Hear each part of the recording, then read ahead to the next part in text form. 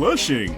Out. Oh! Criminal. Element. What Gru does to barbarians, they do to intergalactic private detectives. Sleaze Brothers. By John Carnell and Andy Lanning. Monthly from Marvel.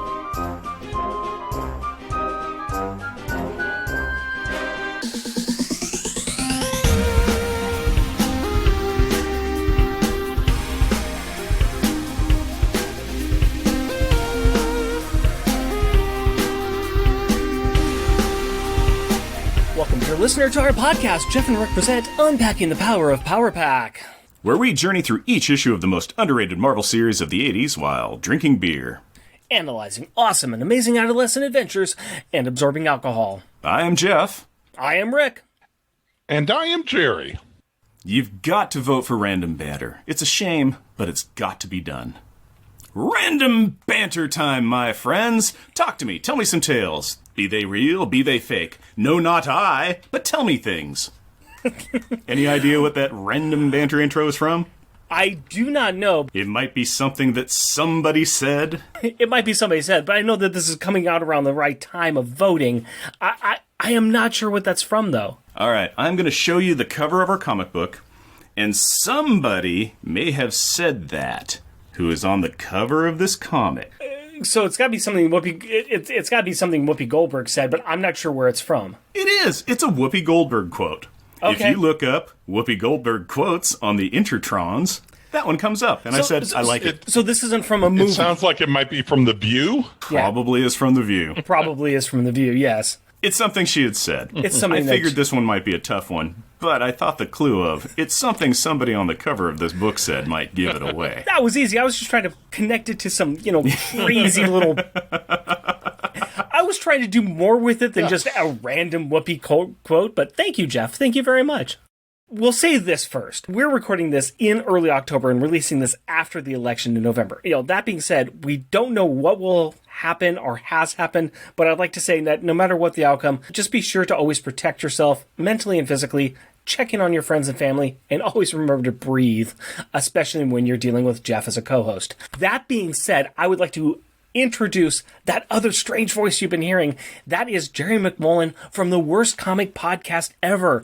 Jerry, our second guest from the Worst Comic Podcast Ever. How are you doing, sir? Well, first of all, thank you for having me. It's always dangerous when we let Cullen lead because we don't always get invited back for a second appearance. So technically, he was a first and second appearance on that side because nobody except for me recorded that day. And as I recall, that was like one of the least favorite reads from the Power Pack read. That was a cursed, that's what we call a cursed recording from top to bottom. I wasn't going to blame it on Colin, but you've known him longer. You've known him like nearly since birth. That's my story in my head, at least. So I'm going to go ahead and leave you to say that, it's Colin's fault. All signs point to him. That's what my Magic 8 Ball said, too. So. Exactly. I should point out, too, that for me, at least, even though we have done one other recording together, or a few other recordings together, I have never met you in person, where I've met your other two co-hosts, because Colin does live in town, and John came by at least once since I've known Colin, and I've met him in person. I cannot wait for this COVID thing to be over so I can meet you somewhere. Absolutely. John got to go out there last summer, and Colin took him on like a Portland comic book road trip, going to as many stores as they could do in one day, and then ended up at the Nerd Out, and I guess a bunch of you guys got together. So I was insanely jealous of everything going on. I have been out to Portland twice for Rose City. So it's been a couple of years. I definitely need to get back and see everyone out there. Rose City is a great show. You guys are insanely lucky to have that in your back doors there. We are. But I mean, we have talked about Worst Comics Podcast Ever on the show. Colin gave a very nice description of it the last time he was on the show. But so we won't talk about that. But I know that you were jealous of him being on the show because you're actually the Power Pack fan, whereas he is just kind of enjoys our show. Yes. I was reading this from issue 1 in 1985 when it first came out, and I was openly mocked by my now co-hosts of the worst comic podcasts ever for reading Power Pack because it was deemed a kiddie book. Yep. And I know you guys have heard that, and I know you've been dealing with it. And I say embrace it.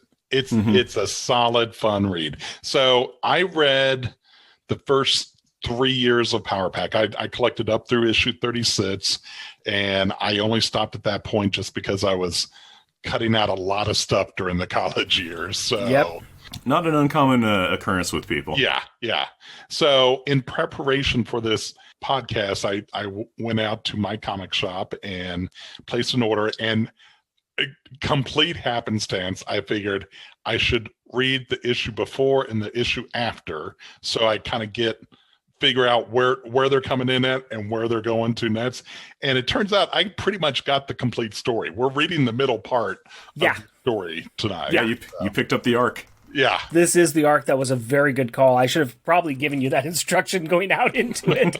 But I'm kind of glad you did, because that gave you a little bit more context of this. And I do have a good Power Pack creator encounter story. Ooh, tell. It was like early 1990s, and the Simonsons were at a show here in Kansas City. And I took in a couple of copies of various books for them to sign. I had taken in Power Pack #1, and Wheezy commented that it had been years since she's seen it, and she didn't even know if she had any in her collection anymore. And to me, that sounds like a challenge. So I went down onto the show floor, hit like the 25, 50-cent boxes, found 5 copies for like less than $5, took them up, gave them to her. Here, you've got something you can keep, sign and give away, whatever, but you should have copies of this book. You really should. It's funny though too, where you're like, I'm going to hook you up with a bunch of first edition issue #1s. Now keep in mind, this has cost me under $1.05. Yeah. So. No, very nice. That is very sweet. And having some conversations with her and hearing stories about her, she must have been extremely appreciative of that. Yes. And I did meet June Brigman once at a show in St. Louis, and just was delighted to speak with her. So we interviewed her for the podcast 2015, 2016. So just a brief interview on the show floor with her. I have nothing but great feelings about the people who have written this book. We've talked to a lot of them. They have been so very wonderful, so nice to us, and they just seem, from everything we've talked about of people about them, they are literally the nicest people. Literally, because they write. The nicest people that you would ever meet in the comics community, and they are just genuinely good people, which is great. Yeah. Going back to that earlier point about, this is a kid's book. As adults, we're going back through and reading these books. These are not kids' books, and we have really discovered that. Yes, they're about kids, and maybe you might think, maybe that's a little childish. We're talking, capes and tights. We are talking people who, do silly things, say silly things. The adventures these kids get in, there is nothing that they do that other superheroes haven't done. They are as powerful. They've shown that they've got the same mettle. They have to deal with other things that are much, much more difficult. And I think it's a real testament that that this book has stood up a good test of time. Not everything is perfect, but there are some good stories in these books. It does hold up. They are good. They're well written, and the people that love them really, really love them. So with that being said, I think we should just dive on into this book and talk about it. Jeff, can you please give us a 2 cents replay from last episode? It's time to interrupt a vacation of dying in your sleep and preventing/causing ecological disasters, because Kofi has come for the Power Children to save Friday's life force by taking a trip to the mechanical Kymellian homeworld, where they will be arrested, disrupt a funeral, be forced to fight another superhero team, and constantly be disappointed by what they thought were magical space horses, but turn out to simply be disappointing space horses.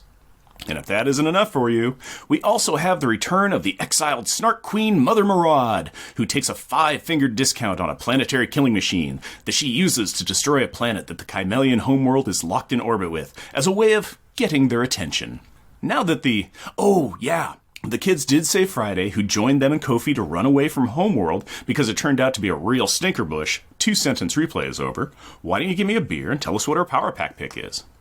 My pleasure, my friend. During the COVID times, I have brought over to my somewhat absent-minded co-host, Jeff, the beers that he should be drinking for the show. Now, he does a really good job of keeping the refrigerator all wrapped up in the nice paper bags that I've given him, but sometimes he forgets to bring them down in time for us to do the recording, and so I have to kind of stall until he comes back with the beer.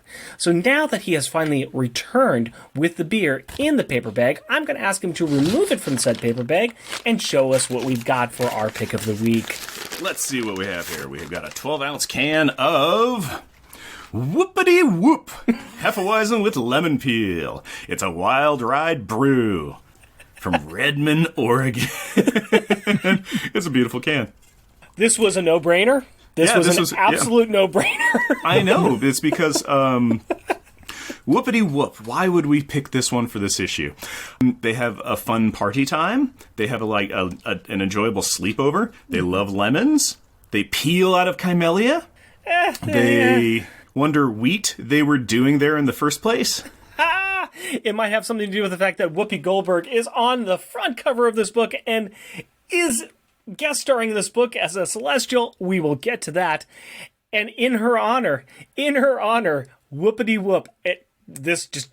Walking by it, stop, put on the brakes, back up, grab that. We're done. As we're opening this and pouring this, Jerry, what are you bringing to the show? I have a local craft cider from Dave and Danny. It's a local Kansas business based out of Manhattan, Kansas, home to Kansas State University. And I am thoroughly enjoying this tonight. I actually stocked up on a lot as we're recording this. There's a vice presidential debate, and I may need some help getting through that later. So... Cheers to that. We're still recovering from the last debate. Well, we have here a nice Hefeweizen, and it is hazy. Oh, my goodness. Little things are floating inside it. That is chunky. Chunky hazy. That is unfiltered in the extreme. That's part of a piece of bread that's been left in a beer and swirled around is what that is. That could be right. This is a good chewing beer. That is a Hefeweizen. You can smell the wheat. Oh, you can smell that little lemon that's in there. Yep. It is a classic Hefeweizen. And I should say, too, that Wild Ride Brew, I mostly know them just for their Nut Crusher peanut butter stout that I enjoy immensely. So I like some of the stuff that they put out, but I'll be interested in checking this out. With their Nut Crusher, I'm always disappointed in it every time that I have it, because I'm like, yeah, I really like that. And then I have it, I'm like, oh, no, it's not this one that I like. Yeah, it's good. It's not the best good. That's around, but it's very passable. I didn't talk about the can on this. It's a nice blue sky can, and it has the yellow wheat coming up from the bottom, and there's a nice sun that is actually a lemon slice, and it has Whoopity Whoop and yellow in it. And story time on it is government warning, blah blah blah. Drink in excess during political times is what it says. Yeah. And with a 5.5 ABV, not too bad. It's very colorful from what I'm seeing here. It kind of reminds me like of some kind of like state lottery ticket. Yeah, very much so. It's a scratch. You would scratch it. It is very much a scratch it. You would scratch off each letter of the Whoopity Whoop and see if you won $3 or $52,000 or nothing. And that's the sound you would make. Whoopity Whoop, I got it. Mm-hmm. Whoopity Whoop Wheat is an American Hefeweizen created and brewed to help you get through the ups and downs of any wild ride. Huh. Yeah. The late addition of lemon peel during fermentation gives this traditional wheat beer a pleasant citrus aroma with a slight tart finish. Enjoy this refreshing beer. I'm agreeing with this. I'm getting that lemon peel. I'm getting the very wheat. There's no other way to say this except that it is a Hefeweizen. If you've had a Hefeweizen before, this is it. Yep. It's pleasant. It's got a crisp Hefeweizen flavor to it. It feels and tastes very summery. The lemon peel in it always combines really well with a Hef. It is, I love Widmer's Hefeweizen, and I used to always load it up with lemon pieces and kind of smash them in there, mull them a little bit. And this is a mild version of that. It is. It's quite pleasant. It's very good. This is a very drinkable beer. Yeah, there's no acid taste on here. There's no burn that you're going to be getting. It is just a clean, clear, crisp beer. Good flavor, nice body. There's not much to say on this. This is just a pleasant drink. So I think we should go ahead and move on down the run. Well, unless there's anything else you want to say about your cider, sir. Yeah, we need to hear about that. I don't know. A cider's a cider.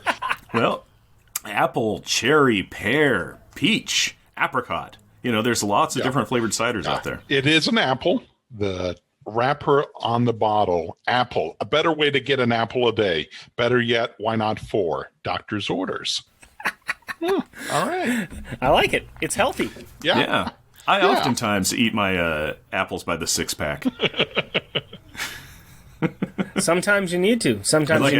I'd like a half rack of apples, please. You know what I mean. Yeah. Let's go ahead and get into the opening credits. Jeff. Power Pack, issue number 51, December 1989, The Numinous. Credits. Writer, John Bogdanov. Special guest artist, Gray Morrow. Letterer, Jade Mode. Colorist, Glennis Oliver. Editor, Carl Potts. Editor-in-Chief, Tom DeFalco. Featuring Power Pack. Alex Power, a.k.a. Destroyer. Disintegration, Power Balls. Julie Power, a.k.a. Molecula, Mistress of Density. Clouds, Bubbles. Jack Power, a.k.a. Counterweight, Gravity, Punches. Katie Power, a.k.a. Starstreak, Flight, Rainbows. Franklin Richards, a.k.a. Tattletale, Dreams, Precognition, Kofi, Kymellian, Teleporter, Disappointment. Guest starring Queen Maraud, deposed Snark Queen, who hates Power Pack, and the Kymellians, a race of horse-like beings. Previously on Power Pack. Speaking of that herd, they are failing at tracking their missing smart chip, but they are picking up some really big readings. Some huge ship has just entered proximity, and they're transmitting a communication. Greetings, Haskins. Maraud, dispossessed Queen Mother of Snarkworld, in exile for treason. What do you want of us? Funny you should ask. Boom! And we are in the thick of it, with Queen Maraud giving orders to her Snark underlings, following their galactic-matic doomsday machine attack on the planet behind the Kymellian artificial homeworld. She is pleased that her battered enemies are still alive, and so she taunts them a second time. Now listen up, you space horsies. If you can hear me, I want you to understand something. I rather relish the thought of killing you all now, but I'm willing to let you live provided you fulfill my conditions promptly and cheerfully. Do you copy, Kymellia? Not unlike a surfer riding a wave of destruction, the Kymellians are handing the worst 10 of their lives. The damage done to their giant space home is extensive and has left them nearly powerless. In fact, they have completely lost the ability to go back to the future. Come again? How or why or even what are you talking about? One of the Kymellians states that some capacitors are not fluxing. If that is not a call out to the flux capacitor, I will eat Queen Maraud's hat. That's a lot of hat. There are a few other interesting choices being made during this emergency, especially by one of the technocrats. Okay. Put the population management on red alert. 50% off on all commercial goods. High attraction specials on Holobid. And issue the proper crisis reports regularly to downplay the situation and keep everyone in track. I want this thing trivialized now. But this is a ridiculous way to handle an emergency, right? I mean, name one other instance that this kind of chicanery has been used to distract an otherwise supposedly intelligent and observant society. What, like sending out cadet cops to stand in public spaces and declare that all is well, as the walls are buckling and gravity is flipping on and off? Okay, sure, that's one example, but I bet you can't name a second example. Well, what about when Frank Drebin told a mass of onlookers watching a fireworks factory explode after a man riding a flaming missile crashed into it, saying, there is nothing to see here. Okay, sure, fine, but there is no other. Or the time that... Okay, enough, look.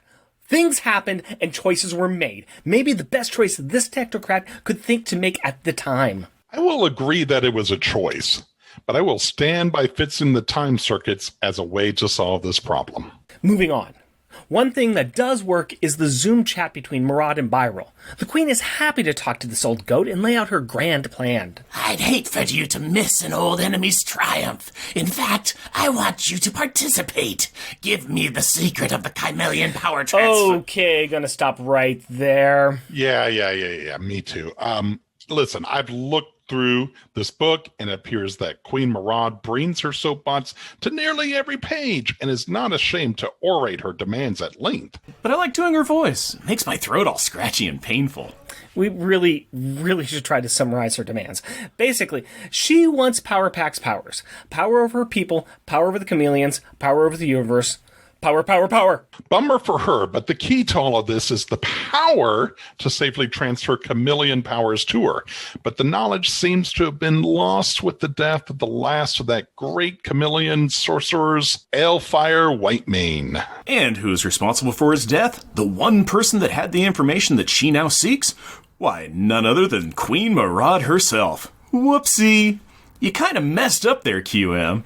Facts, schmacks. Not her problem. Look, she's a simple lady. She wants one simple thing.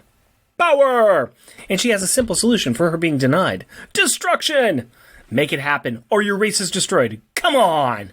The good news for the Kymellians is that because the queen likes to orate at length, the besieged leaders can whisper plan their defense. The technocrat has himself an idea. If Byrell can keep her from destroying them, that is, they are going to send in Force 4, their greatest team of super horses, to deal with this problem.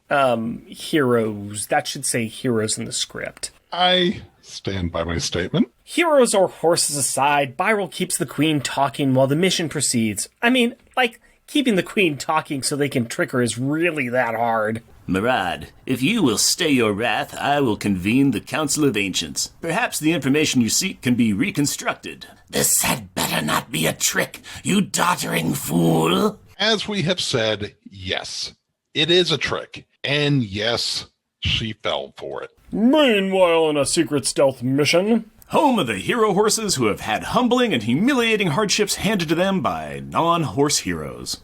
Force 4 flies forward fast, the fabulous and fantastical foals fitting from frozen fields of flotsam, forward for their foes' frightening, formidable fortress. Fantastic.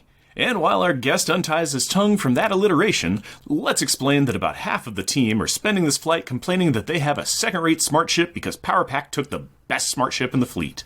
First off, not cool. I mean, you are relying on this ship and you are criticizing it. That is just dumb. Second, Power Pack did not steal the ship. It chose to leave, a point that Ghostmare and Thunderhoof recognize as being revolutionary and important. My question is, why are they not focused on this mission? They know it probably will lead to their deaths. No time to pound to that now, because meanwhile in the bestest smart ship in the galaxy, Home of the fugitives from Kymellia. Power Pack have no clue of the drama mama and destruction that is happening in their rear view mirror. They have more important things to think about. Well, Katie and Franklin don't, because they are asleep and being tucked into bed. And Jack is complaining about the quality of the food that Friday is providing. Yuck! Yuck! Friday, can't you ever make anything to eat other than this blue stuff? Black! Barf! Yuck! Friday responds that this is all she was programmed to make. But you know what?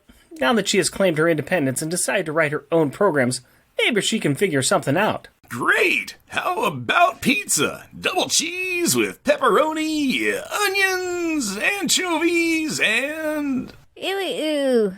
Gross. How can you talk about pizza after all we've been through? It's pizza, Julie. How can you not talk about it? Food fights aside, Kofi, Julie, and Alex are still coming to terms with the Kymellians not being better than sliced bread. Jeff and I discussed this last issue. Power Pack really thought they were all magical space horses, which, granted, they still are. But there are more complexities than that. Take Kofi's father as an example.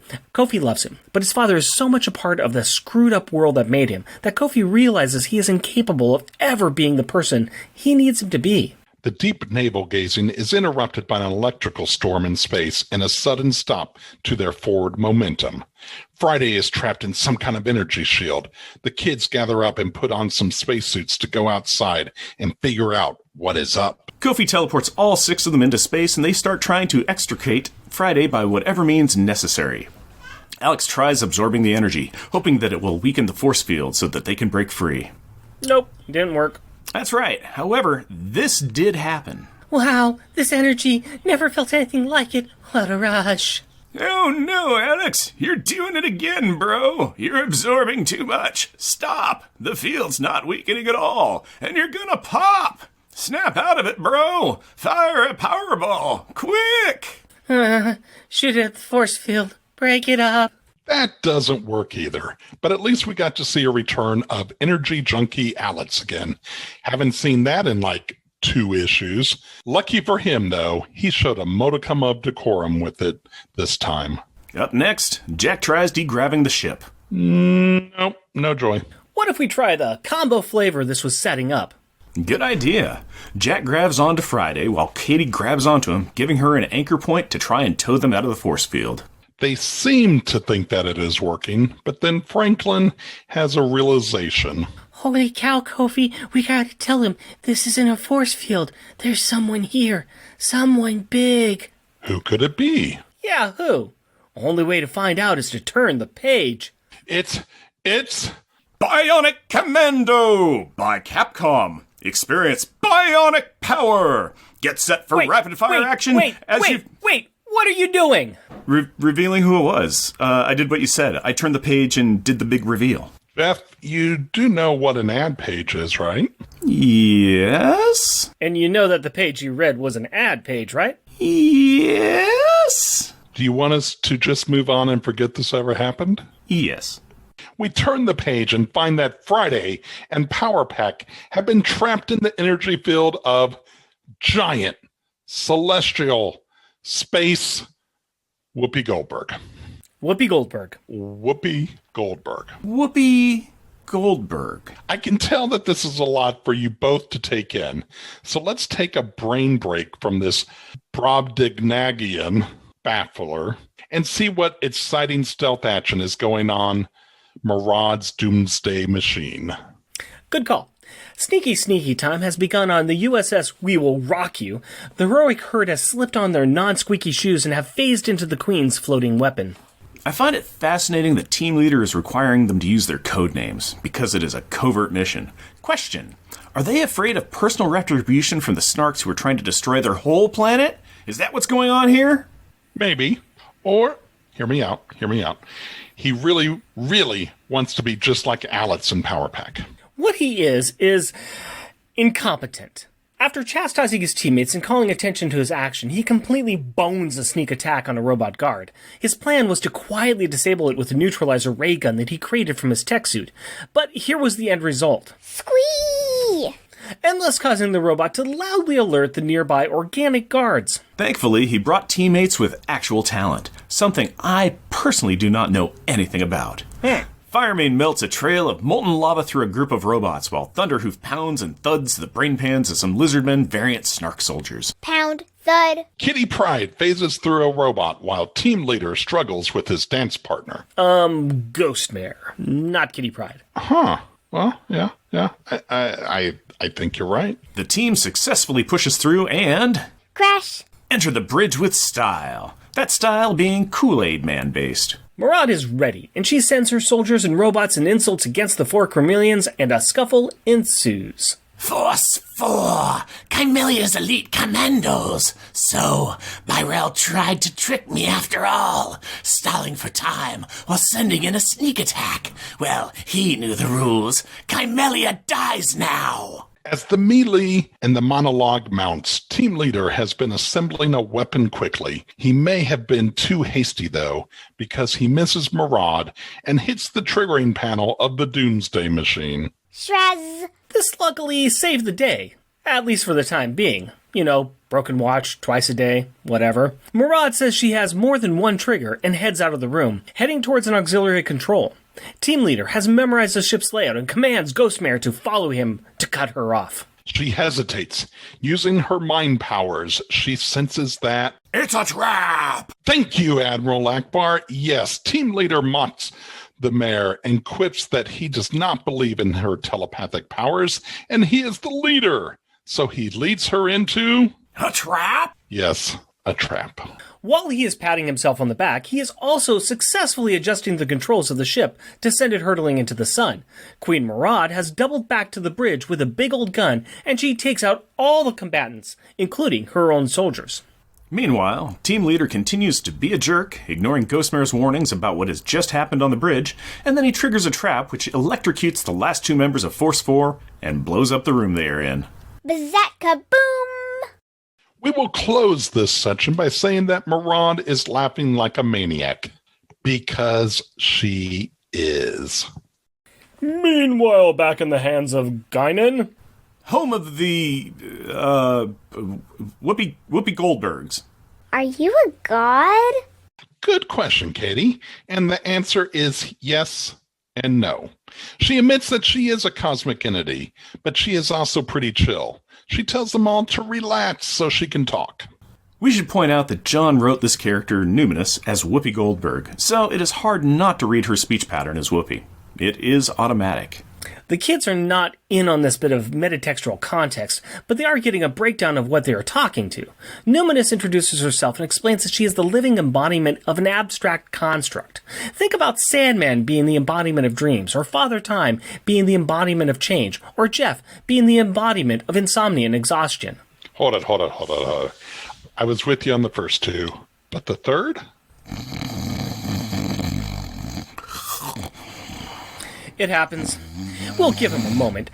In Numinous's case, she is the embodiment of mid to late 80s urban comedy with a mixed critical reception combined with successful portrayals as intelligent, capable, and witty black women. While being very specific, I think in this instance, she is the stand-in for Miracles of Fate.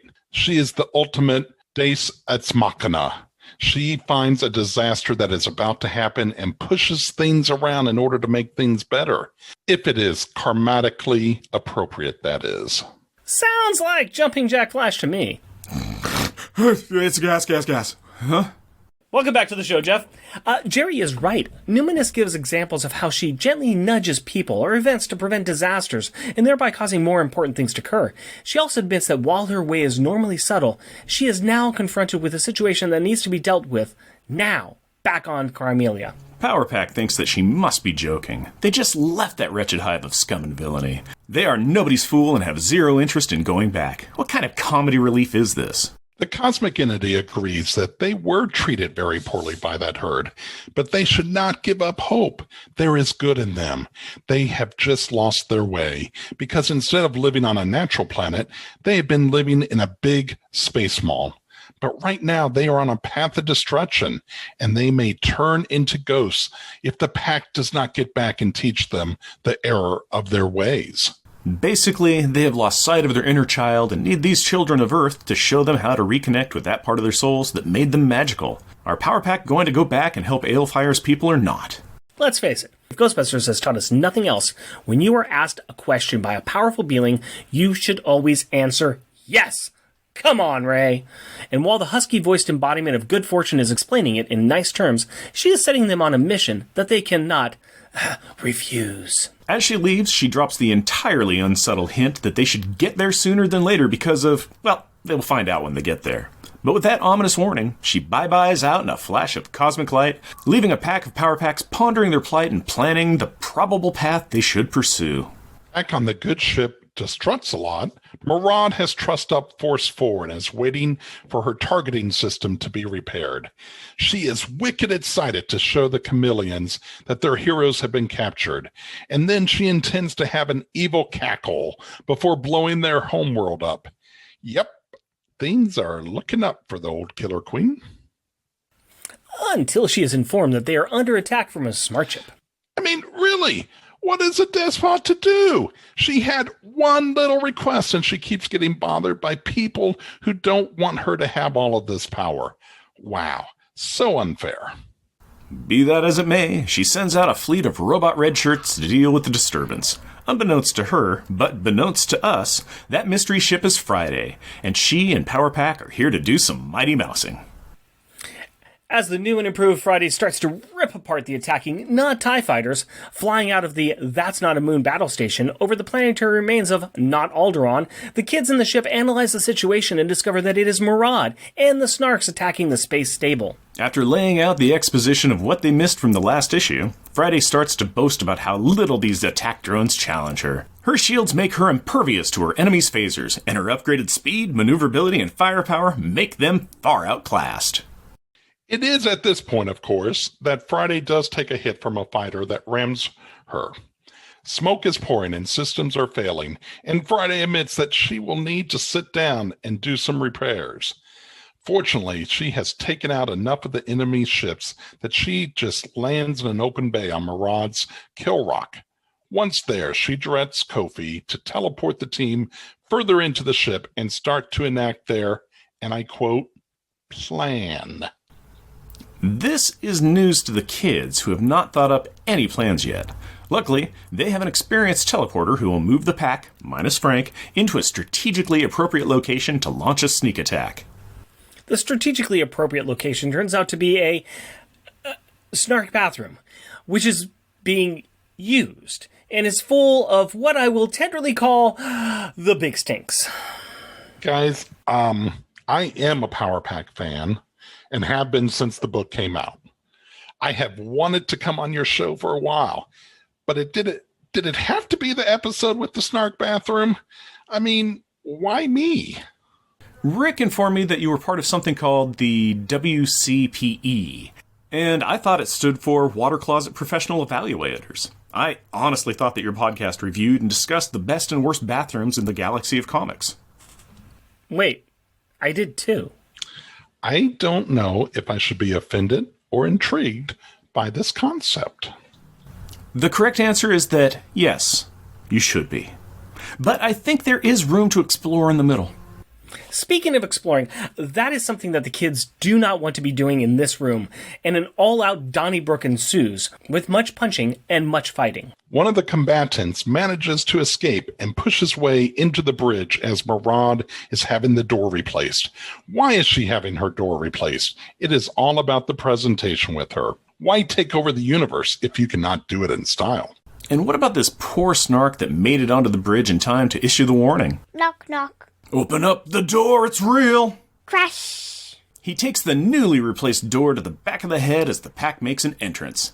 Superheroes coming through! Now, you may be expecting a massive showdown smackdown with the Queen and her nemesises. Whatever. But you would be massively mistaken. Maraud makes a very smart play and warns the children that if they advance, she will throw a switch that will destroy the Kymellian planet. The kids surrender immediately, faster than the French, and allow themselves to be shackled with power dampers. It was all a ruse. The switch was never connected, and now the Queen has captured both teams of heroes.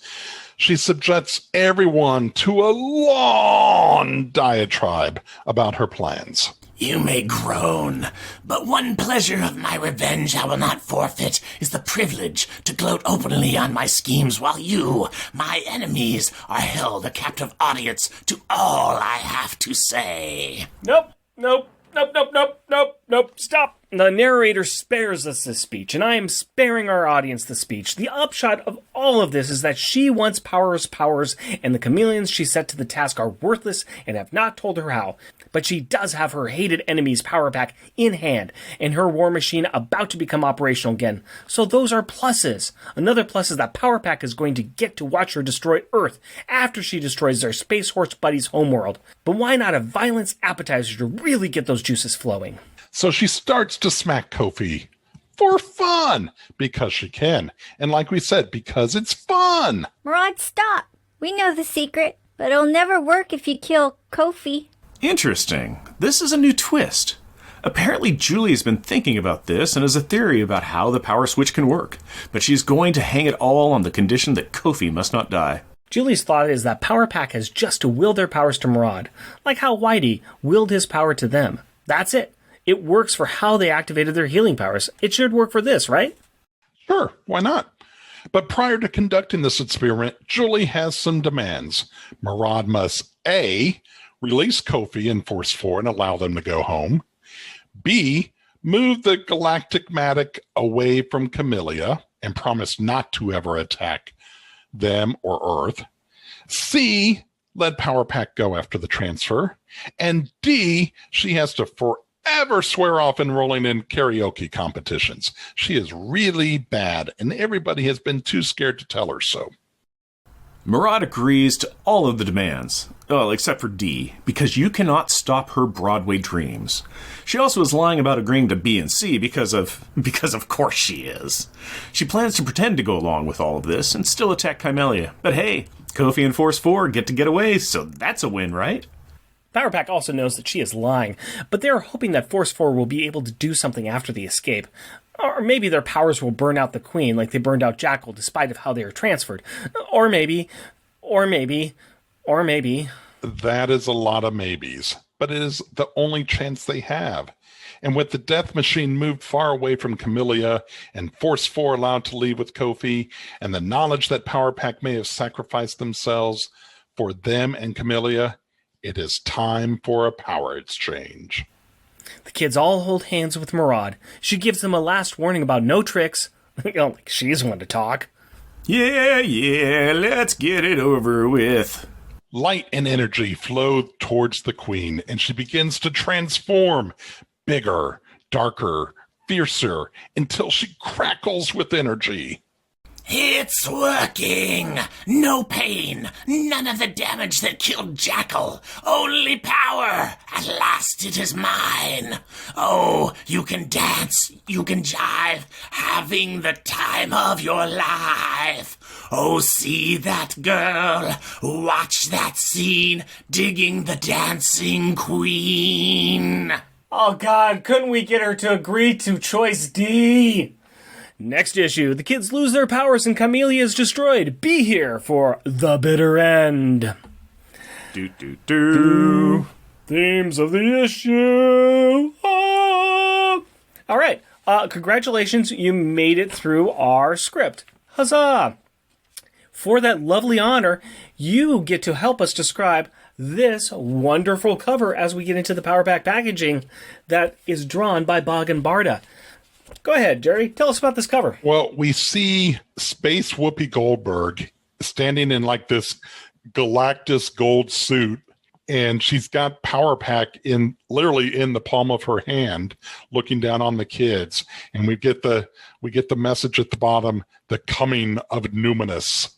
And we should also mention that Whoopi Goldberg is purple. That she is.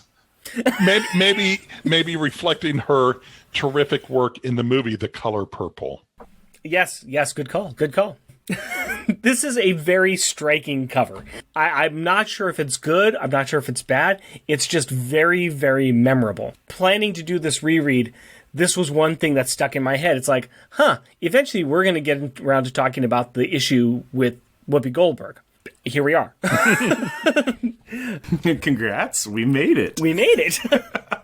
Yeah, what do you guys think about this cover? What do you think about this? First, kind of impressions on it. Whoopi Goldberg in this book. Well, she doesn't fully match her appearance inside the book, where her costume is blue and white with a little bit of gold trim, and in which she is also not purple, but her natural skin tone. So it's close enough. It shows that there is a great celestial being that has taken the form which they would understand, lest their puny earthen minds melt under the might of her majestic space majesty. How about you there, Jerry? What's your thoughts on this? I must say, if at this point when this came out, if I had seen it on the comic book stands, I would have picked it up immediately. just to figure out what Whoopi Goldberg is doing with Power Pack in space. It boggles the mind. I mean, at this point, there weren't a lot of cameo appearances like that, so prominently like this. Yeah.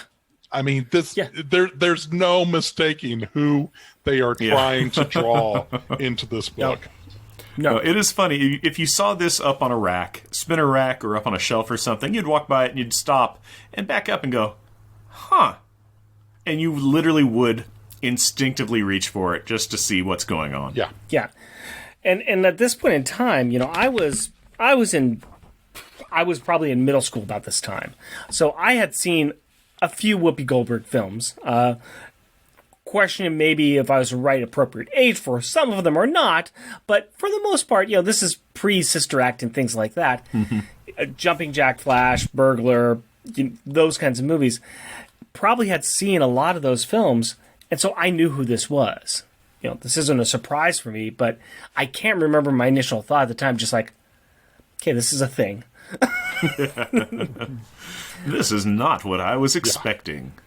Inside, if we were to go inside this book, though, and keep talking about Whoopi, who is she in here? She is numinous. She is the most Deus Ex Machina of all Deus Ex Machinas that we have ever machinas with the doses.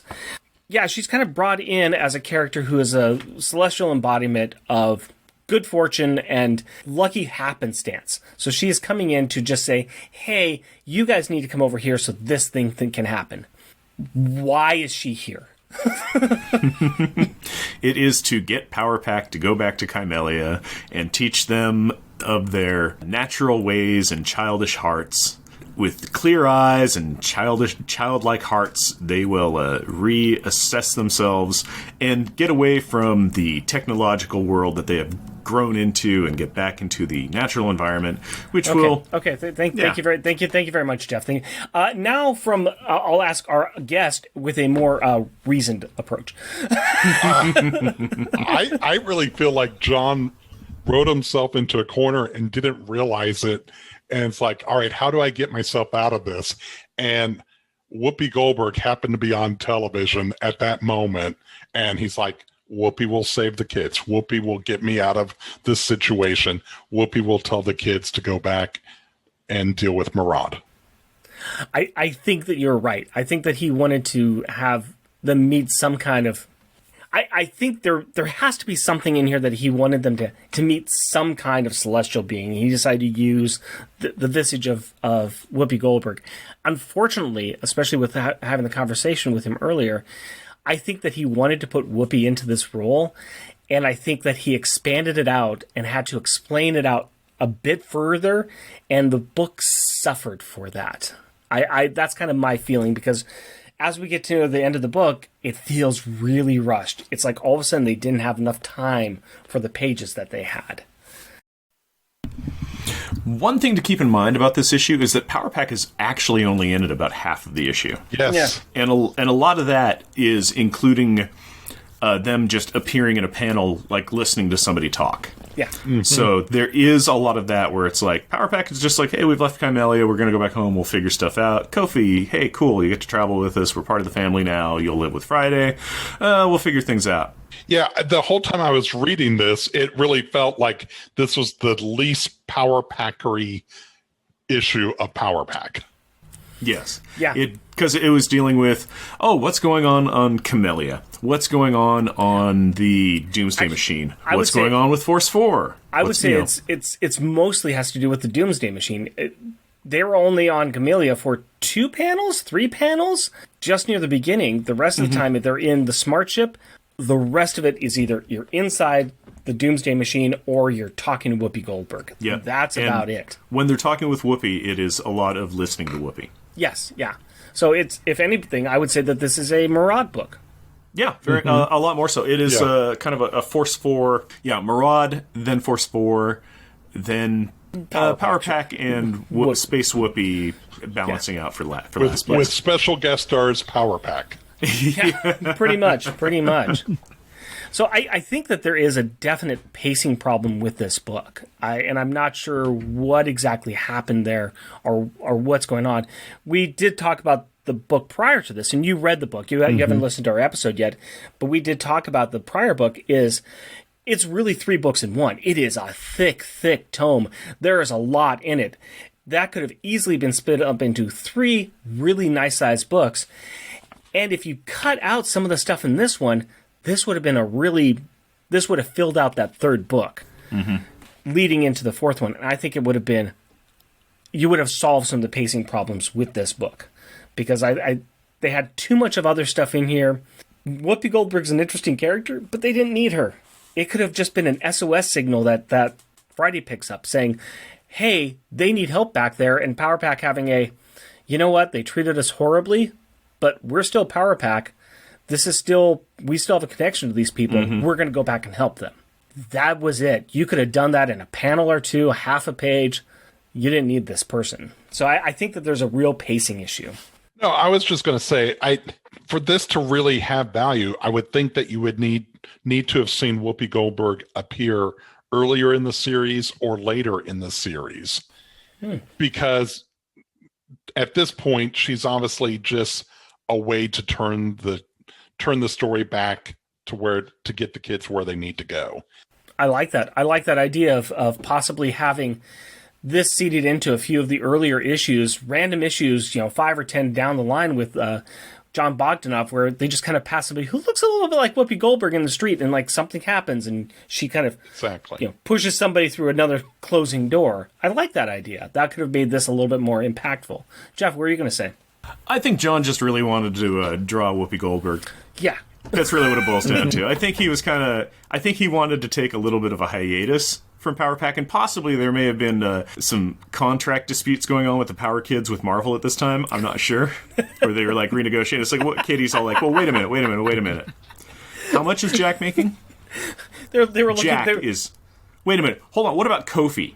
Seriously? Okay, we have got to renegotiate. And so they were like, we'll be in 12 pages of this issue. And they're like, okay, so John had to work around that. No. This was a backdoor pilot for the Force 4 comic. I think that's really what it boiled down to. Yeah. I think you're right. This is like sixth season of Highlander kind of thing, where they keep on, we're going to try this person to do the next move, I just dropped a Highlander TV show reference. Yes, you did. Yeah, baby. Speaking of drawing, though, except for the cover, Bog did not get to draw Whoopi. No, Gray Morrow did. Yeah, this is Gray Morrow, and he was a guest artist on this one. We've got a couple of guest artists coming up. I am not all that familiar about him, so I did a little my own looking. He was a really legendary artist that was known for Tarzan, Buck Rogers, Flash Gordon, the illustrated Roger Zelazny. He's also really known for the co-artist and co-creator of Man-Thing. So I was not really that knowledgeable about him. But Jerry, you've got some knowledge about him, correct? I remember reading a lot of horror books from the 70s with his work included in them. And it's odd to see him do a comic like this because he's got a very realistic style with his other art that I've seen. And this feels so not Gray Morrow. I mean, if I was looking at this, I would be impressed with it, but I would not have guessed that it was Gray Morrow doing this issue. Yeah, it's interesting because I'm kind of hot and cold on the art style in this issue. I think that some of the middle part of the book, especially where Numinous is doing her explanation of her powers, I think there's some real good art in those pages. But I think that early on, some of the art with Power Pack, not being artists ourselves, but from what I've heard, it's incredibly difficult to draw good kids, especially good superhero kids. But the art with the kids, and even the art with the Kymellians and the Snarks, it's just off. It's not quite right. And while, each artist got their own style, it's very inconsistent and not as clean as I've been coming to expect. Yeah, I just wonder what that phone call was when Carl Potts reached out to Gray Morrow. Hey, we really need an artist to fill in. It's Power Pack. Kids, you'll have fun drawing it. And it's going to be 75% aliens and horses. And you got to do a drop in a Whoopi Goldberg. Yeah. I think, hey, you know what? Maybe this was actually his demand to get in there. He's like, I'll do it, but I want to draw Whoopi Goldberg. And they're like, where are you going to fit her in? And he goes, I'll find a place. What do you think, Jeff? What's your thoughts on this? Yeah, I go back and forth on the art as well. It's kind of softer detailing than I think I'm used to in a Power Pack issue. Just because it's there's good backgrounds and stuff, but there's also kind of a lot of and it's a background, throw a color and some lines on it kind of thing. I'm not sure if he had seen Snarks before, because it is very much of a mutant lizard man, crocodile head kind of bipedal Snarks in the Snark colorations, green skin and kind of the, crimson-y costuming. It's just a wide variety where it's I know they're Snarks, but they're not classic Snarks. They're not our grasshopper-legged lizard kind of things. So, and yet he's still got the opportunity to draw more of Snarks than we would have liked to have seen with them in the bathroom. Yeah. So there is that bonus. I have a theory on that with the bathrooms, with John putting those in there, is that since when he was on Monaghan Island and he lived in a place that didn't have plumbing, I think that he's very fixated on places having plumbing. He's all like, oh, gotta have a bathroom. Possibly. Yep. It also answers some very interesting questions that I've never wanted to ask about Snarks and bathrooms. Yeah, they're very like 1950s English water closet bathrooms. It's kind of funny. The only other thing I wanted to talk about is just, like I said, it's a little bit of back to the pacing problem, but a little bit of the disappointing conclusion of this. Power Pack has brought down Maraud numerous times. They know the keys to taking her down. They are experts with their powers. They have come onto the ship and trounced their way through to the main cabin. They seem to just fold faster than a $2 suit. I mean, it is amazing how quickly they just fall to Maraud, and it just seems very disappointing. When I was rereading this last night and looking ahead to the questions that we're going to answer later on, I didn't like Power Pack in this issue. They don't always act like kids. They don't talk like kids. It never really felt like Power Pack, and for them to just basically surrender and not go down fighting, this just felt wrong on so many levels. Yeah. They do kind of cover it in the issue, though, where Maraud is all like, haha, if you move, then I'm going to destroy the planet. And it says, they pause, like, oh, what should we do? And that was like, haha, you paused long enough for us to get nullifier cuffs on you. Now we can talk and do... it's for story. It was for story. Plain and simple. It's for story. It just doesn't fit with the characters, I think. Yeah. Although, a thing that I did love about that, though, when they cuffed all the kids... Every kid got cuffed in the front except for Jack, who got cuffed in back, because they know that he needs to have the extra cuffage on him. Well, yeah, this is true. Yep. They know this about him because they have read, amazingly enough, the Snarks have read a lot of books on Power Pack. That is a thing that Snarks can do. Speaking of which, I have a library card for this issue. I decided to go ahead and take a look and see what books are out there that Whoopi Goldberg might have written. And I found one, and I actually sent away for it and got it in the mail, and I thought it was kind of interesting. Now, this book, I will say, this book did come out in 1992, so this is after her appearance here in the book, but this is called Alice by Whoopi Goldberg, and it is a children's book, 1992 children's book with illustrations by John Rocco. The illustrations in this book are quite just fabulous. John Rocco did some illustrations. He's kind of gone on to do more impressive things, but I will say that it is quite an interesting book to read through. This book is the story of Alice, a young girl who wants to be rich, and her two friends, Robin, who wears a funny top hat and an oversized coat, and Sal, an invisible rabbit that only two of them can see. So as you guys can tell right now, this is already a very heavy allusion to Alice in Wonderland. It's not hidden at all. Alice compulsively enters sweepstakes, and this is something that she wants to do. Her entire goal in life is to become rich, and the only way she can think about doing this is to enter sweepstakes. Eventually, she gets a letter saying that she has won. Her two friends and her travel to New York to claim the prize and have a lot of adventures as they run into other analogs from Alice in Wonderland, all of whom want Alice's sweepstakes ticket. Spoiler warning. The sweepstakes are nothing more than a kind of a Glengarry, Glen Ross situation where the people are brought in to buy swampland in Florida. It's an entire scam, folks. That's all it is. That's all sweepstakes are. Let nobody tell you any differently. But not all is bad, because going through all of these wonderful adventures, Alice realizes that, you know what? She's already rich with the quality of the friends that she's got, because these two friends have accompanied her on this adventure into New York, and that's all it's about, folks. All in all, you know what? This is a cool story. This is a really fun little story. Like I said, it's a nice little kid's book. It's not all pictures. It's mostly text, but there are some really beautifully illustrated works of art in here as well. It's really not unlike reading this book with Whoopi Goldberg talking. It's really hard to read the narration in this book without hearing Whoopi's voice. The way she has written the prose in here, it is in her style of talking, and you just can hear the beat and style. And I think that just kind of makes it clever and fun. So I know this is probably going to be a very difficult book for people to find, but it's called Alice. It's by Whoopi Goldberg, 1992. If you get lucky and find this at your local library, do so. It's kind of an enjoyable book to read with kids. My daughter grabbed this first as soon as I unwrapped it, and she gave me the actual rundown of the book before I even had a chance to read it. So, one place that Alice and her two friends did not go was to any kind of science lab. Thank God, because they might have run into Jeff. And that brings us over to Science Corner. The Galactomatic in this and the previous issue powers itself by destroying matter and then absorbing the energy from it. Now, this got me thinking. That is what we do with food. So, how do our bodies turn food into energy? Our bodies digest the food we eat by mixing it with acids and enzymes in the stomach. When the stomach digests foods, the carbohydrates, also known as sugars and starches, in the food breaks down into another type of sugar called glucose.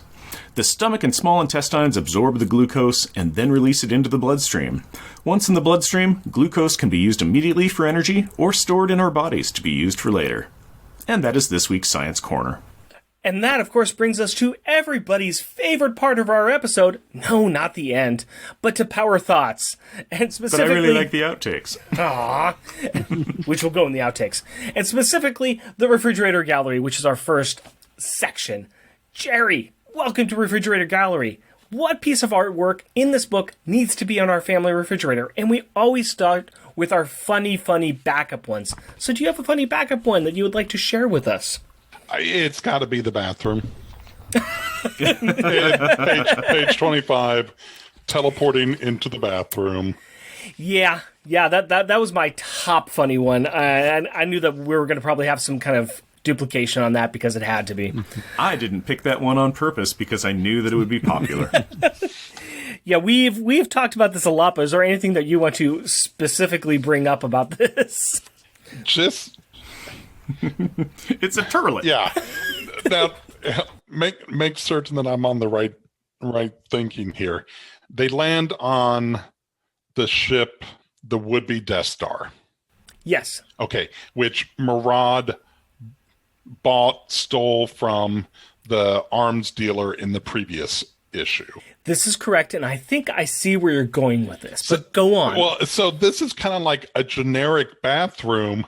It's not necessarily, it was not necessarily built for snarks in mind. Sure. So they're making the best they can with what they have. Yeah. Hence the messes on the floor. Ding, ding, ding. Ding, ding, ding. Yep. Yeah. I was going to say that is just poor plumbing because that's a recently installed bathroom that the Snarks installed once they stole the ship, saying, we need to retrofit this for us. But you know what? I like your retcon better. No, this is the best they can do, and don't step in that puddle, folks. Don't step in it. All right, Jeff, what is your backup funny one, sir? My joke backup one is on page 9, and I call it Oklahoma! Because it is in the bottom left-hand panel, and this is when Jack has grabbed himself to Friday, and they're caught in the force field, Whoopi Goldberg, and Katie is grabbing him by the back of his spacesuit and giving him a tug to try and tow the ship out of the way, but it really looks like the most powerful wedgie of rainbow proportions ever. That's not a wedgie, my friend. That would be a Melvin. But yes, I see what you're saying. Oklahoma! I think I'm going to barf. How about you, Rick? What's your backup funny fun? Mine is actually all the way back on page 26, the one after the toilet one. We're just going to go ahead and call this one, and this is at the bottom panel of this page, and we're going to go ahead and call this one... You remember that scene in Star Wars where the stormtrooper gets it in the head? That's what we got going on here. Power Pack comes busting through a newly repaired door and just takes out a Snark by pounding him on the head with it. And I'm sorry, I'm always going to laugh at a good pratfall. Yeah. So that is mine. We've already talked about page 25, my best funny one. But Jerry, what is your best funny one? I really like on page 1, Queen Maraud's statement, funny you should ask. And the place blows up. It's just, it's a nice 1-2 punch there. Yeah. Yep. Yeah. Hey, that's a good question. Boom. Oh, Oh, I blew up everybody who would have laughed. Is this not a good knock-knock joke? Knock-knock. Who's there? Funny you should ask. Boom. Made me laugh. Ha ha ha. Nice one. She's like, You'd laugh if you were still alive. If you'd get it if you survived that. You'd get it. You'd get it. You'd get it. They laughed. They laughed. What about yours, Jeff? What is your top one? my top funny is on page 11, and I call it, why, that's just a giant Whoopi Goldberg in space. Yeah, that would be another steal for me. That was my top one. Thank you very much. Yeah. It's only good if we steal from Rick. Ruining his day makes my day better. This is true. You sound like everybody I know. I know. It's so sad and so great. We're all on the same page. Get Rick. Now, this is, speaking of the same page, this is a splash page, and this is the introduction of Numinous. And it is just little Friday in a corner with littler power pack people standing on Friday, and the energy field is triumphant, and so is giant space Whoopi Goldberg. And it just makes me laugh, because it's like, the giant Whoopi Goldberg in space. Yeah. So, and it's got that what's she doing here? It's got that Kirby crackle effect all around her. It does. Yeah. Which it is just mega leads Kirby. into the whole Galactus Yeah, the whole celestials and stuff, but you don't see that every day. No, you do not. No, you just don't. Well, wow, this is just taking all the wind out of my sails, so I'm going to go ahead and I'm going to say what my backup best one is before you guys steal it from me, and this is going to be on page 22. Mine's on page 22, too. I call it Steal It From Rick. Dang it. This actually could have been a good funny one as well, but I chose this one just because it kept catching my eye. And this is the picture in the middle of the page, the panel in the middle of the page where you got all 5 kids and Kofi staring up at space, and I just call this, what just happened? The look of just absolute confusion of, so, that was Whoopi Goldberg telling us that we needed to go do some cosmic nonsense, and she just disappeared. Let's take a minute. We need a moment. We just need a moment, folks. We are too young for this kind of craziness. So, yeah, I just call that, what just happened? What about you, Jerry? You got a backup great one that you want to talk about? I think we've covered most everything. I feel bad that maybe I came ill prepared or whatever, but we've hit a lot of them here. That's all right. There's a lot of stuff that's in this, and we've kind of hit some of the higher ones, but if you got nothing else, that's perfectly fine. Jeff, you got anything else you want to talk about? Yes, I do. I have got my backup best one, which is on page 31, so the final page, and it is the final panel, and I call it Maraud Transformed. And this is after she has been granted the powers, and she's gloating about how it's working, and there's no pain, there's no damage, nothing like what happened to her son Jackal, just power. And it's a panel that I like. It has got the internal glow, it's got the underlighting, it's got shading, it's got energy flames flying off the back of this big lizard queen. I think it just looks really cool. It's got Maraud sticking her tongue out at you. Maraud's sticking her tongue out. She got her big old spiky teeth. She looks very powerful and threatening there. She looks like she's gotten everything that she's wanted. Are you trying to say that this queen looks fabulous? She does. Okay. She looks like a killer queen. All right. What is your top best one then, sir? My top best one is on page 19. It is the top panel, and I call it Friday in the Shadows. And this is after they've got Numinous is holding on to Power Pack in her outstretched right hand, and she's talking to him and saying, "Oh, Kitty, hey, I'm both God and not, and everybody's got good, and there's all sorts of stuff going on. So you can just relax, and we'll just talk about cosmic entity." But over on the very bottom left-hand part of the panel, and it's really easy to miss, and I think I may have not seen it before, is a very in shadows Friday. It's just a silhouette, except it's not just blacked out shadows. It's like cross-hatched out. So it blends into the background really well. And I'm like, that's just cool. First of all, giant space Whoopi. Awesome. Kids look great. The starfield behind looks really nice. But it's just that stealth Friday Smart Ship just looks amazing to me. So I really like this. That is a good one. I will be honest, I missed that. I did not see that before. That is very, very cool. And that's why we do this, to bring to light things that people may have missed. Well, I think you're just trying to call me a dummy for missing it the first time. Well, if the idiot hat fits. Well, that sounds like rubber and glue moment to me. What's the best or most childish insult that we can throw at each other, or that we can find in this book? Let's start with our backup one. And once again, I'm going to go ahead first before you guys steal mine. So I'm going to go ahead and start on page 2. And this kind of follows something we talked about last time. But I went ahead and did another great Maraud one where she says, fleshy mammals. She calls somebody fleshy mammals. If you fleshy mammals aren't paying attention, I could try another demonstration. Once again, I need to start incorporating this into my daily conversations with people. Fleshy mammals, hair skins. Yeah. So, hey, that's accurate. So, Mr. Hairskin Jerry, what is your backup funny one? Our backup rubber and glue moment? I got to be honest, and I apologize, guys. I don't have any rubber and glue. First of all, I thought it was specifically dealing with the kids. So, okay. So, and given how little that they're actually involved in this issue, there were not really any rubber and glue moments involving the kids. No, there were not. I'm sorry. I should have been more clear on that when I provide you the instructions. But no, we accept insults that anybody says. We're equal opportunity haters. Okay. Or lovers, depending upon how you look at it. We take anybody's insults. Sure. Yeah. Do you have any just generic insults that you like? In general in life? What's your favorite What's your insult that you like to? Yeah. Remember, family friendly, but what's your go-to? Yeah. Princess Leia from Star Wars. You came in that thing.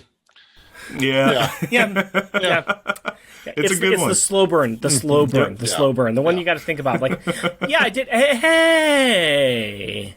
You know what? Speaking of you came here in that thing, that actually bleeds right into my backup one on page 6. Force 4 is going on their mission, and team leaders grumping about, the smart ship they're on. It's just like, humph, to think Kymellia's best smart ship Friday is finally restored, only to be taken by those earthling brats, leaving us to go on our most critical mission in this old bucket.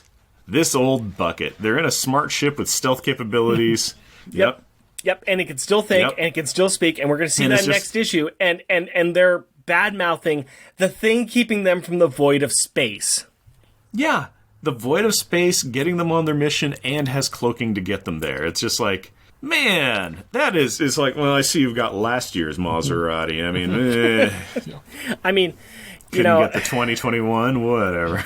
If they were older, we could just call them doddering fools. Not unlike Maraud does on page 3 of this book, as she's speaking to to Byrol. She's you doddering fool. Which, that's a good one. That takes me back to the good old days. It is a good old days. Doddering Fool. It's a classic. That's one that warms the old cockles. What's your top one, sir?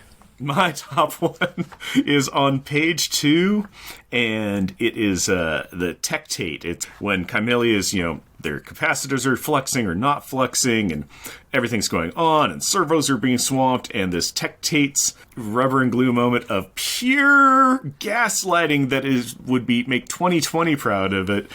Put populous management on red alert, 50% off all commercial goods, high attraction specials on Holovid, and issue the proper crisis reports regularly to carefully downplay this situation and keep everyone in track. I want this thing trivialized now. Yeah, I got kind of shaky looking at that scene a couple times and like, when was this written? And are we sure this isn't being said by people now? I know, exactly, yes. It is parodying the present times in a prescient manner. It is kind of crazy reading this. Yeah, literally reading this, and it's like, this seems very on the nose for, let's look at the clock today. Yeah.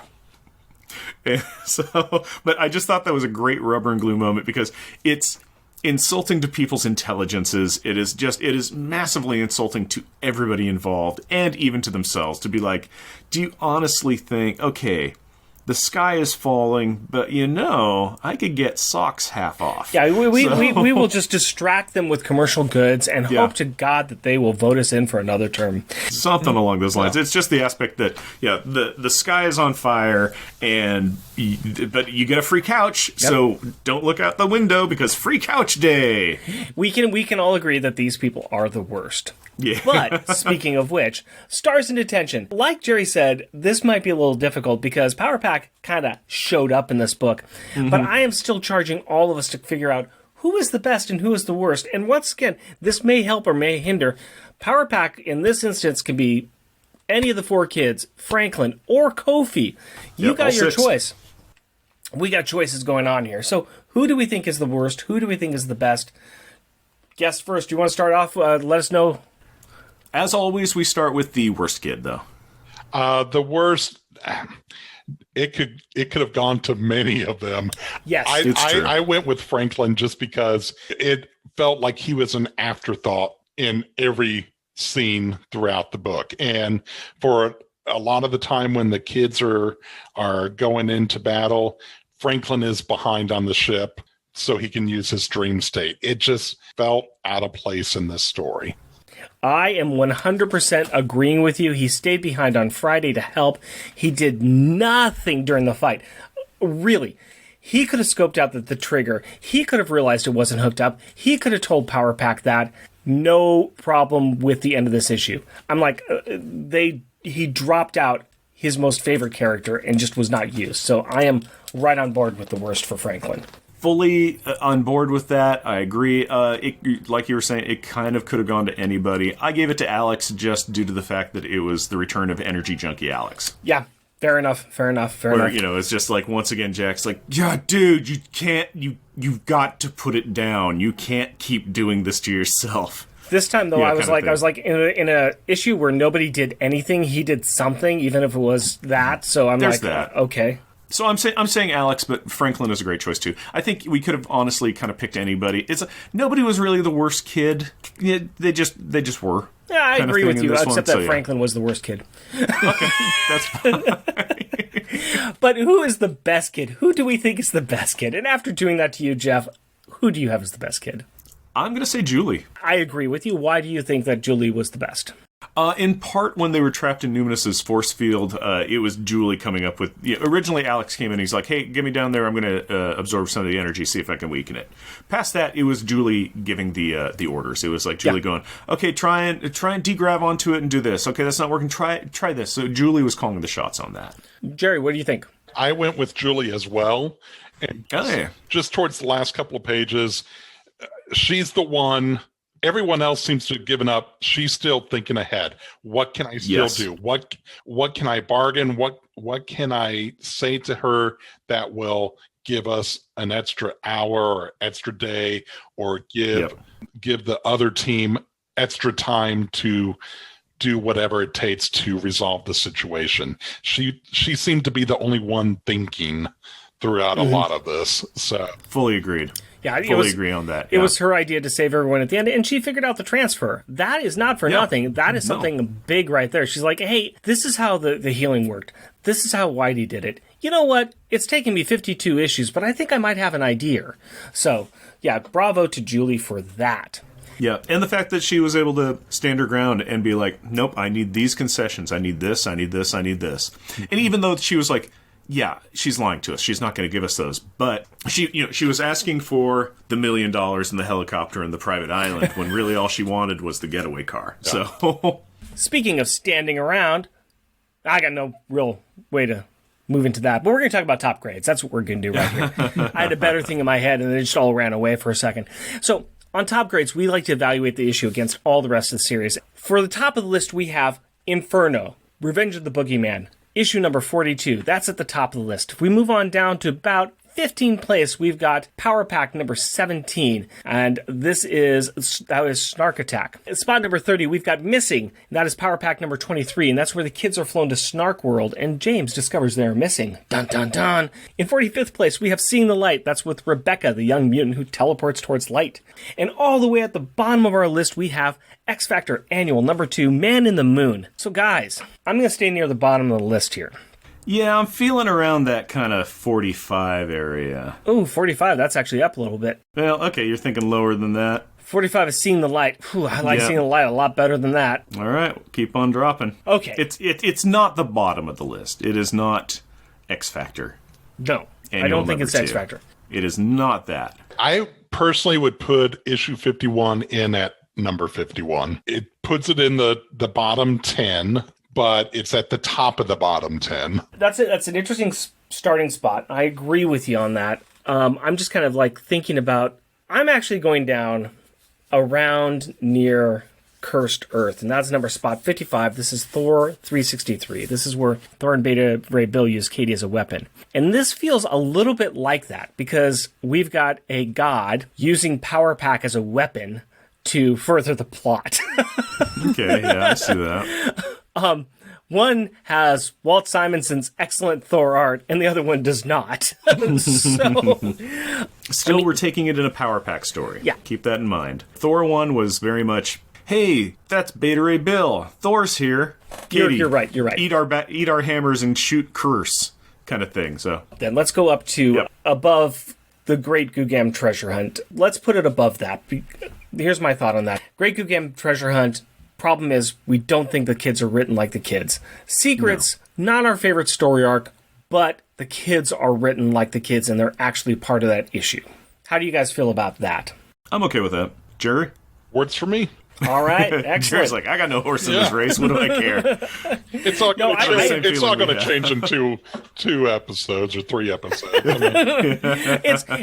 like to have a conversation. I mean, this actually, the best part about this, like everything else, this is a way for us to talk about these issues of Power Pack again after we've revisited them. Yeah. That's the secret of the list, and that's the fun part about doing this. So we are going to go ahead and put that as our new number 54, and that is going to be between Power Pack number 6 and Power Pack 21, and that brings us to our final thoughts on our beverages. Gentlemen, raise the glass. We've done it. Almost. Hoist We're 'em. close. Yeah, close. Almost done. How did we like our beers this episode? Jerry, how'd you like that apple? I am all about Dave and Danny now. I'm going to be seeking out their product every chance I get. And that's good praise. That is really good one you can find. Is this the first time that you've had that then? Yes, I just heard about them earlier this year on another podcast. Some friends of ours do a show called Uncovering Kansas, and the lady travels around the state, interviews people, talks about events or things going on. Or this most recent episode was dealing, how does a town like Pittsburgh, Kansas deal with the COVID situation, things like that. So about a year ago on the show, she interviewed the owners of this brewery, Dave and Danny, and it was something that it's been on my radar to try out. And we're in the fall weather. I'm thinking the apple ciders, and it's like, all right, I'm gonna seek it out. And so I was quite happy to find it. I'm very happy to know that we can help you finally reach out to that cider you've been wanting to try. I've been wanting ciders again lately. They've been on my mind. They really have been. I'm kind of like, I could have an Angry Orchard with some Tennessee honey in it. That sounds good. I may have to drop some off in your doorstep. Maybe. All right, Jeff, how about the whoopity whoop? Whoop, whoop. I enjoy it. I don't like seeing the big sediment layer at the bottom every time I sip up, because I'm like, I don't want that in my mouth. Yeah, I can agree with you on that. So not a huge fan of the mass sediment layer at the bottom, because it's a floating raft of whatever. It is a pleasant beer. It is very enjoyable to drink. I think I prefer my Widmer Hefeweizen better. I like it. It's pleasant. It's good. Yeah, and part of it is the big growing up. It's the bottle that I grew up with, and also the hometown kind of feel kind of thing. But your parents, were nice. not the best parents in the world, because they were, instead of giving you a bottle of milk, they gave you a bottle of Hefeweizen. But hey, it's what got me to the ranks I am today. Yeah, you grew up in the Pacific Northwest. That's the way it rolls. Well, how many Powerballs would you give Whoopity Whoop by Wild Ride Brewing? I am going to give it a solid 4. I was thinking 4.5, but upon reflection, I'm rolling a 4. Yeah, I'm pretty much on board with you on that one. I think it's solid. A couple of hits against it, but you can do no wrong with this beer. Take as a good solid 4. If you see this out in the wild, hunt it down, bring out your lemon gun, and take a shot at Whoopity Whoop Hefeweizen. You will not be disappointed with that. It's good. I enjoy it. And you know what else I really enjoy? What? Kids' perspective. Really? Yeah, it's true. And that is where you, Rick, my co-host, Me? talk to your daughter, Carrie, who is a 10-year-old, about the issue at hand. So, Rick and Carrie, take it away. Hello, Carrie. Hello, Daddy. How are you today? Good, and you? Doing okay. Just a little lazy bit of a Saturday before I do some other recording. But that's none of your concern. We are here to talk about this issue, right? Right. You just finished reading it. What do you think? We're seeing a teensy bit more of Friday. Yeah? Teensy bit more of Franklin. Yeah? And also this big, ginormous character called Numinous? Numinous. What do you think of Numinous? I kind of like her. She said something about her being part of miracles and stuff. Yeah, that's true. Do you recognize her at all? Not really.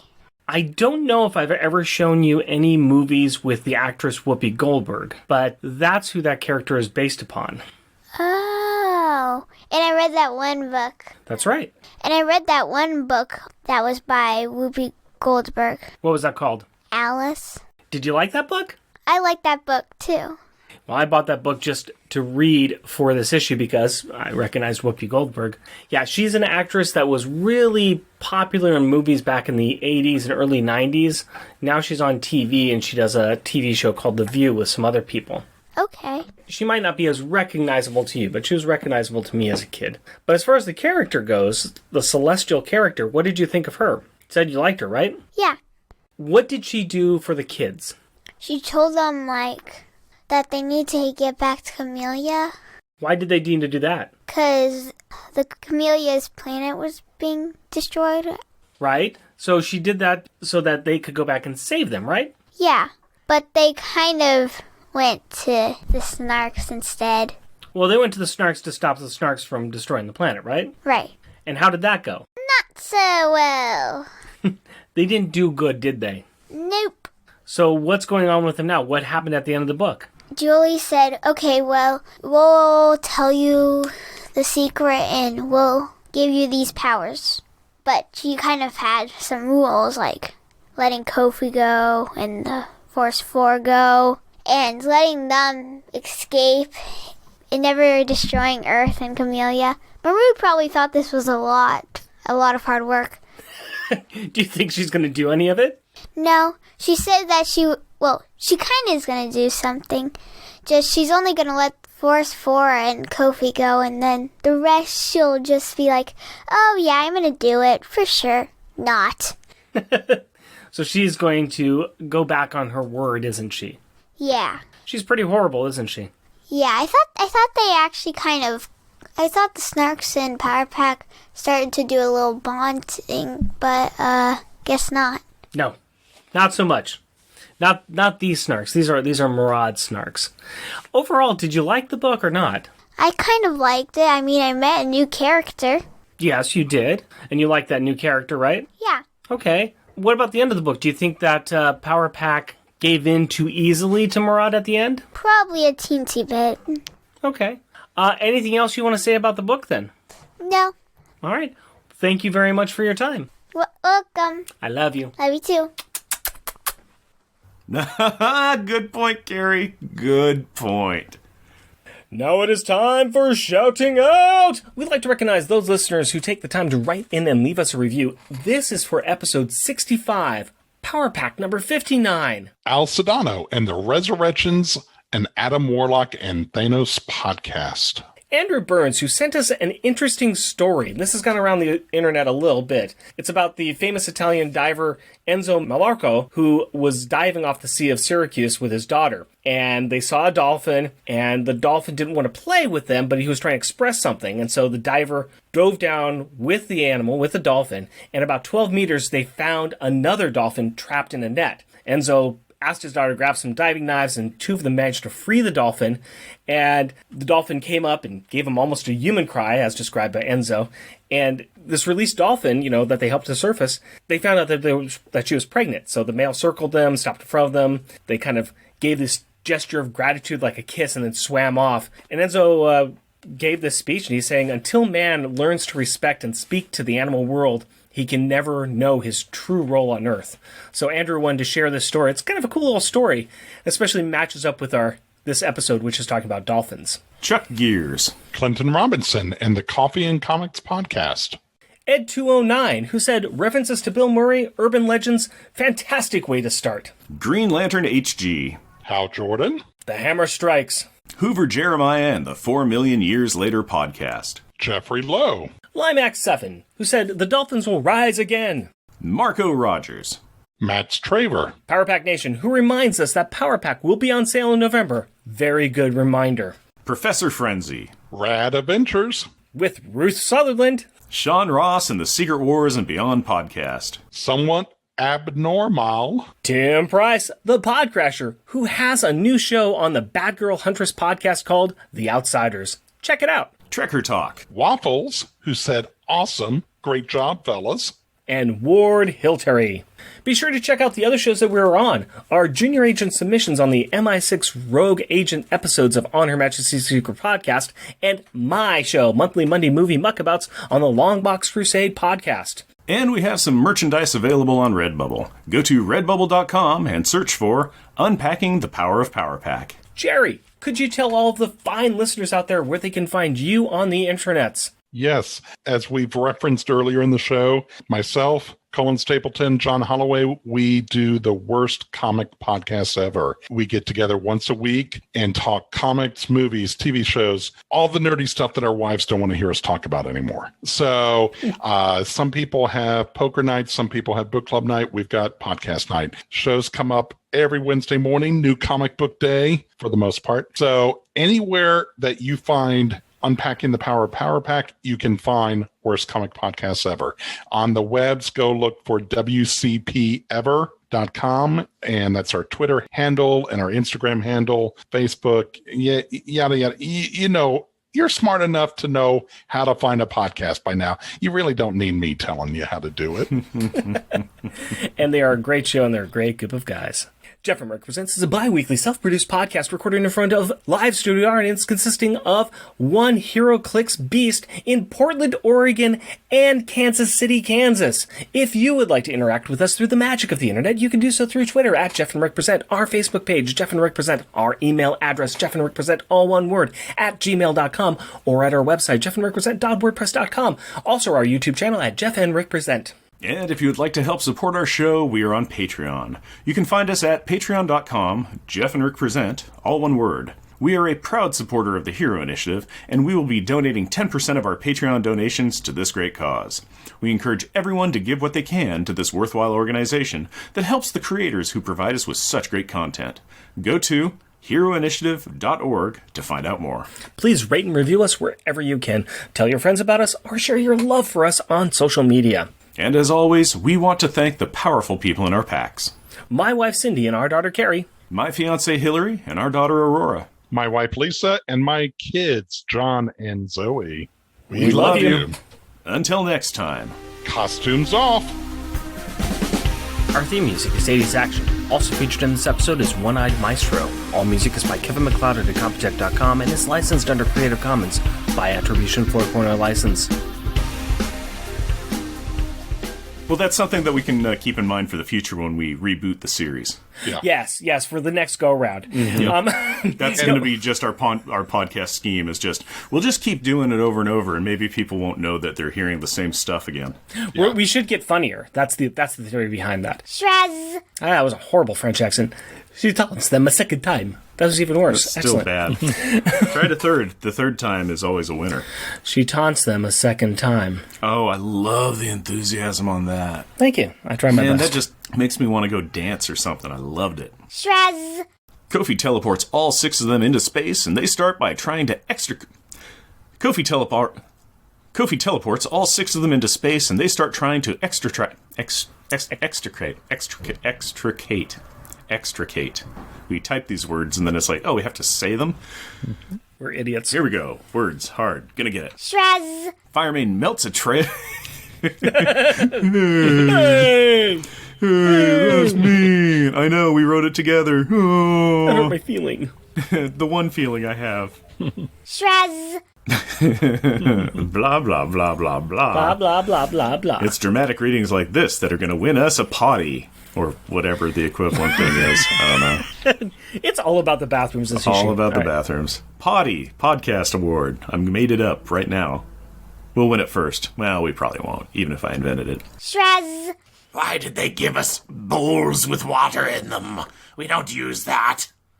Lap, That lap, on the lap. floor. Don't tempt me.